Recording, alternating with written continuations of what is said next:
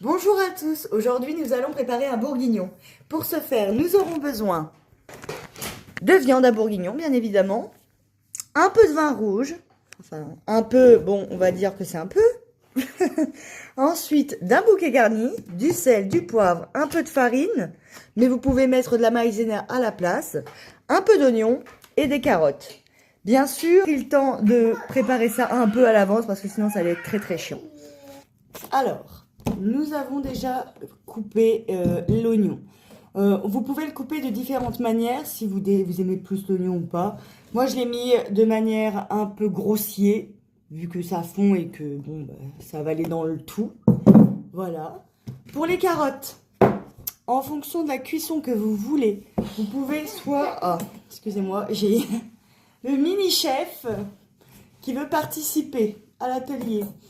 Alors, vous pouvez couper en fines tranches, comme ça à peu près, ou mieux que ça, pour que ça cuise plus vite. En temps normal, en moyenne, il faut compter 1 à 2 heures minimum pour que le bourguignon soit prêt. En temps normal, il faut savoir que dès que la carotte est cuite, logiquement, c'est bon, vu que ça cuit longtemps. Nous, aujourd'hui, on va la couper de manière... Pour le vin, hop, on y va, franco. Moi, j'aime bien quand il y a du vin. Je suis pas piccolo, hein. Voilà, un peu comme ça. Et après, on va remuer le tout. Ça va vous donner une couleur un peu rosée comme ça avec la farine. Et à ce moment-là, on peut rajouter les carottes, qui bien évidemment, je les ai coupées comme ça. Hop, voilà. Bien évidemment, on prend le temps de laisser évaporer l'alcool. Hein. Surtout, faut surtout faire ça parce que sinon ça va pas être foufou. Et on rajoutera les champignons que je vous ai pas dit tout à l'heure. Alors voilà. Avec les champignons, bon, je me suis pas un peu trop cassé la tête.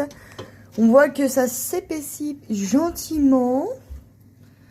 Et à ce moment-là, quand c'est comme ça, on rajoute de l'eau, autant que vous voulez, en fonction de l'épaississement que vous voulez pour votre sauce. Voilà, avec l'eau, ça donne ça. Mais ça va encore épaissir, donc il faut vérifier de temps en temps. Hop, on rajoute notre petit bouquet garni. Voilà, on enfonce bien. Voilà. Et on laisse mijoter, bien sûr, à feu doux. Et surtout,